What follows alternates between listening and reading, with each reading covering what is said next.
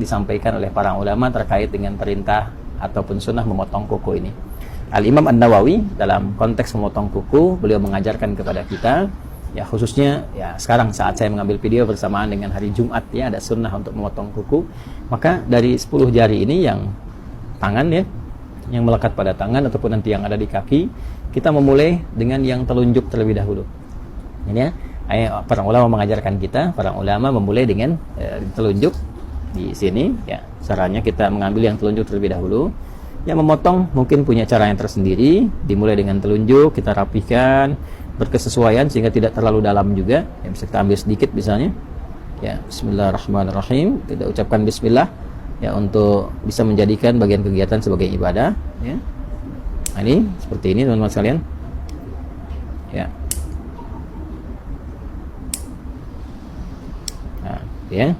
Nah ini sengaja saya tadahi menggunakan tisu, gitu ya, agar juga bagian dari potongan kuku tidak kemana-mana, dan nanti ada hikmahnya.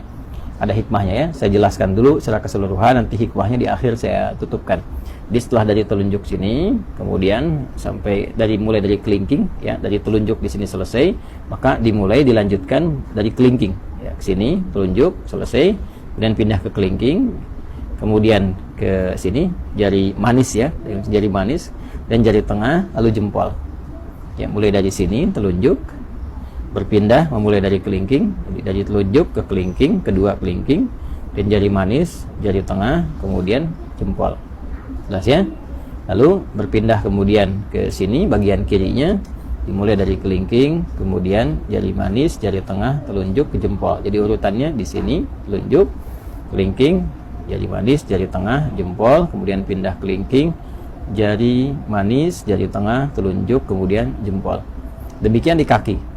Ya, kalau sudah selesai ini, kemudian tadi kita tadahi, ya. Ini saya contohkan tadi satu yang telunjuk karena di hari Jumat saya sudah mendahulukan memotong keseluruhannya. Jadi saya urutkan saja tadi seperti tadi saya sampaikan. Jadi telunjuknya sudah, kelingking sudah sampai ke jempol, kemudian dari sini kelingking sampai ke jempol, selesai kita tadahi. Ini maksudnya supaya mudah untuk dikumpulkan. Ini tinggal dilipat, ya, seperti ini misalnya, dan dilipat. Nah, ada lagi asar itu jejak yang bisa kita dapati dari contoh-contoh ulama yang bersambung pada sikap-sikap mulia, ya, biasanya nanti sampai ke sahabat atau sampai juga kepada Nabi Sallallahu Alaihi Wasallam. Nah, dari kalangan sahabat ada yang membiasakan seperti Ibnu Umar, ya, atau hadis-hadis, riwayat-riwayat yang disampaikan oleh Imam Sufyan Ats-Tsauri misalnya, ya, memberikan kesan kepada kita bahwa setelah selesai potong kuku ini akan lebih baik kalau bekasnya bisa dikuburkan. Ya, walaupun bukan kewajiban, tapi dianjurkan untuk dikuburkan seperti rambut, ya, ataupun kuku, dengan dua tujuan. Tujuan yang pertama adalah menghormati di bagian dari tubuh kita yang telah Allah ciptakan sehingga bisa menjaga kemuliaannya. Ini kan bagian dari tubuh, kan, jaga kemuliaannya, jadi nggak dilempar sembarangan. Walaupun mungkin kita bisa dilipat seperti ini, dibuang ke tempat yang layak, gitu kan. Nah, itu sebetulnya tidak ada masalah juga, tapi akan lebih mulia kalau bisa dikuburkan, lebih bagus. Yang pertama takrim, untuk memuliakan pada bagian tubuh yang telah Allah ciptakan. Kemudian yang kedua, yang penting juga, menghindari hal-hal yang bisa menghadirkan madarat yang tidak tampak. Ya, madarat itu hal-hal yang membahayakan kepada diri tapi tidak tampak. Seperti kebiasaan-kebiasaan tukang sihir misalnya, ya, atau hal-hal terkait magic yang seringkali menggunakan bagian-bagian dari potongan tubuh, khususnya rambut. Ya, ada juga yang terkait dengan kuku.